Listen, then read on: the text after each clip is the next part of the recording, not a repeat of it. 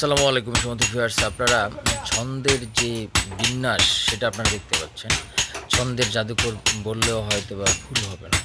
কত সুনিপুণভাবে তারা অত্যন্ত সুন্দরভাবে একের পর এক ছন্দের মাধ্যমে একটা লোহাকে, জ্বলন্ত লোহাকে পিটিয়ে সেটাকে বিভিন্ন ধরনের লোহার যে যন্ত্রপাতি, দা, বটি, কুড়াল, ছুরি, কাস্তে, এই সকল জিনিসগুলো বানানো হচ্ছে এবং সেটা আমরা প্রতিনিয়ত ইউজ করছি। বিশেষ করে যখন ঈদের সিজন আসে বাংলাদেশে, তখন এদের কদর অনেকটাই বেড়ে যায়, তাদের কাজের পরিধি অনেকটাই বেড়ে যায়।